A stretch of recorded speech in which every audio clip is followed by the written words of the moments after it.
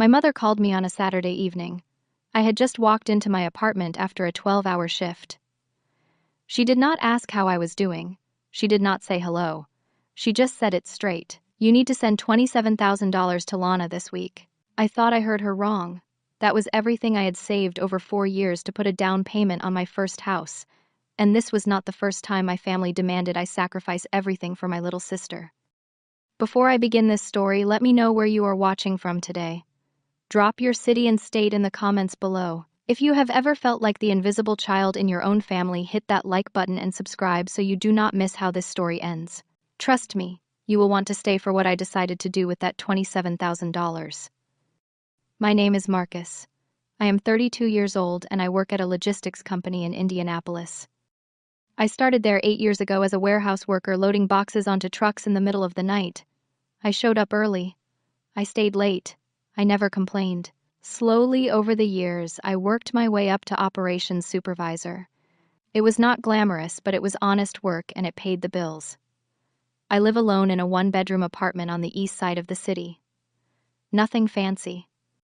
Just a small kitchen, a bathroom that gets cold in the winter, and a bedroom window that looks out at a parking lot. I drive a 2014 Honda Civic with 160,000 miles on it. The air conditioning barely works in the summer, but I never bothered to fix it because that would mean spending money I was trying to save. And I was saving. Every single paycheck I put something aside. I brought my lunch to work every day. I skipped vacations. I said no to nights out with friends. All because I had one dream. I wanted to buy a small house in the suburbs. Nothing big. Just a little place with a backyard where I could maybe get a dog someday. A place that was mine. After 4 years of saving, I finally had $27,400 in my account. I had just been pre-approved for a mortgage. The real estate agent had shown me a few houses. There was one I could not stop thinking about. 3 bedrooms, a maple tree in the front yard, and a kitchen with big windows that let in the morning light. I was so close I could taste it. Then my mother called. Let me tell you about my family. My parents are second-generation immigrants. They own a small dry cleaning shop in Chicago, where they work 6 days a week. My father is a quiet man who believes in hard work and sacrifice. My mother is the one who runs the household, makes the decisions, and keeps everyone in line. Or at least she tries to. Then there is my sister Lana. She is 4 years younger than me, which makes her 28. From the moment she was born, she was the center of our family. The baby girl, the pretty one. The one with the personality that could light up a room. While I was the quiet kid who sat in the corner reading books, Lana was the one making everyone laugh at family dinners. My parents adored her, and I do not say that with bitterness. It is simply the truth. When Lana wanted something, she got it. When Lana made a mistake, it was forgiven. When Lana failed, there was always an excuse. She was young, she was learning, she would figure it out. But when I wanted something, I was told to wait. When I made a mistake, I was lectured for hours. When I failed, I was reminded that I needed to be stronger, to be better, to set an example for my sister. I remember when I was 17 years old. I got a part-time job at a grocery store bagging groceries after school and on weekends. I was saving up to buy my first car. But that summer, Lana wanted to go to a special summer camp with her friends. It cost $2,000. My parents said they could not afford it. So my mother looked at me with those eyes that said everything without saying anything, and I handed over my savings. Lana went to camp. I took the bus for another year. When I was 18, I got accepted to Purdue University. I was so proud. I had worked hard for that acceptance letter. But when I showed it to my parents, they sat me down and explained that they could not afford to send me. They suggested I go to community college instead, save money, maybe transfer later. I was disappointed, but I understood. Money was tight. I got it. 2 years later, Lana graduated high school. She got accepted to Northwestern University, a private school that cost 3 times what Purdue would have. And somehow my parents found the money. They took out loans. They dipped into their retirement. They made it work. I did not say anything. I told myself that Lana needed it more than I did, that she had bigger dreams, that I would be fine. So I worked full-time during the day and took online classes at night. It took me 6 years to finish my bachelor degree, 6 years of exhaustion and sacrifice. Meanwhile, Lana graduated from Northwestern in 4 years. My parents threw her a big graduation party. I was there standing in the back clapping with everyone else. After graduation, Lana moved to Los Angeles. She had a degree in marketing, but she did not want to work a regular job. She wanted to be an influencer, a lifestyle blogger, someone who got paid to post pictures of her breakfast and her outfits. My parents supported this dream. They helped pay for her studio apartment in a nice part of the city. They sent her money every month while she figured things out. Lana tried a lot of things over the years. She sold products online. She got involved in network marketing schemes. She dabbled in cryptocurrency trading. None of it worked. Every few months there was a new venture, a new opportunity, a new reason why she needed more money to invest in herself, and every time my parents found a way to help her. Meanwhile, I was sending $200 home every month. Not because they asked, just because I felt like I should. I was the son.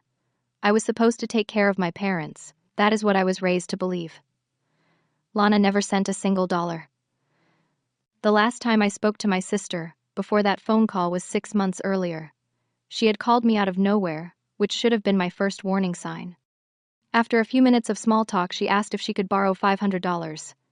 She said she was short on rent that month and would pay me back as soon as she could. I sent her the money that same day. She never paid it back. She never even mentioned it again. And I never asked because I did not want to make things awkward. That was my relationship with Lana. She called when she needed something. I gave. And then silence until the next time. When my mother told me to send $27,000 to Lana, my first question was why? What could possibly require that much money so urgently? My mother sighed as if she was exhausted by my need for explanations. She told me that Lana had gotten involved in a business opportunity with her new boyfriend. They had opened a pop-up boutique in Santa Monica. It was supposed to be a huge success. They had invested everything into it, but it failed. The boutique closed after just 2 months. Now Lana owed money to the landlord for breaking the lease. She owed money to suppliers for inventory she never sold.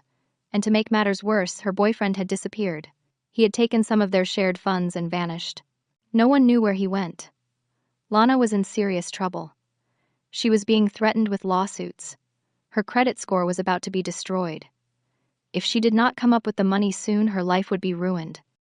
My mother said all of this as if it was the most natural thing in the world for me to fix. "You are her brother," she said. "You have to help her." I asked my mother if she and my father could help. I knew the dry cleaning shop was not making them rich, but surely they had something saved. There was a pause on the other end of the line. Then my mother said the shop was struggling. Business had been slow. They barely had enough to cover their own bills. I did not know what to say. I told her I would think about it. 20 minutes later, my father called. His voice was different from my mother. Harder. More demanding. He told me that this was my duty as the older brother. That family came first. That money could be earned again, but if my sister was ruined, she would never recover. I tried to explain about the house, about the 4 years of saving, about how close I was to finally having something of my own. My father cut me off. "Houses can wait," he said. "Your sister cannot." I asked him a question I had never asked before in my entire life. I said, "Why is it always me who has to sacrifice? Why is it never anyone else?" The silence on the phone was deafening. Then my father spoke, and his voice was cold. "What are you saying? Are you saying you do not love your sister?" The call ended shortly after that. We did not say goodbye. That night I could not sleep. I lay in bed staring at the ceiling, thinking about everything. I thought about the house with the maple tree. I thought about the kitchen with the big windows. I thought about finally having a place that was mine. I thought about all the years I had worked, the overtime shifts, the holidays I spent alone because I could not afford to fly home, the vacations I never took, the life I had put on hold. I was 32 years old. Most of my friends from high school had bought houses years ago. Some were married with children. And here I was, still renting a small apartment, still driving a beat-up car, still waiting for my turn. If I gave Lana this money, how long would it take to save it again? 5 years. Maybe more. I would be almost 40 by the time I could try again. The next morning, my grandmother called. She is my father's mother, and she is the person I respect most in this world. She helped raise me when my parents were busy with the shop. She taught me to read. She made me soup when I was sick. I loved her more than anyone. Her voice was gentle, but her words were heavy. She told me that family was everything, that when she was young she had sacrificed so much for her siblings, that this was what family did for each other. She said Lana was still young, that she would learn from her mistakes. But right now she needed to be saved. I felt the guilt crushing my chest. I told her I would think about it. That evening I received a text message from Lana. It was the first time she had contacted me directly since the $500 loan that was never repaid. The message did not start with an apology. It did not start with an explanation. It just said, "Mom told me you are going to help. When can you send the money?" I read that message over and over again. No please, no thank you, no acknowledgement of what she was asking me to give up. She sent another message a few minutes later. "I need the money by Friday or I am finished." Then a string of heart emojis, and the words, "Love you, bro." Something inside me cracked. I did not sleep well that week. Every night I lay awake thinking about what to do. Part of me wanted to just send the money and be done with it. That was what I had always done. Give in, sacrifice, move on. But something felt different this time. Maybe it was the amount. Maybe it was the way everyone demanded instead of asked. Maybe I was just tired. On Wednesday night I did something I rarely do.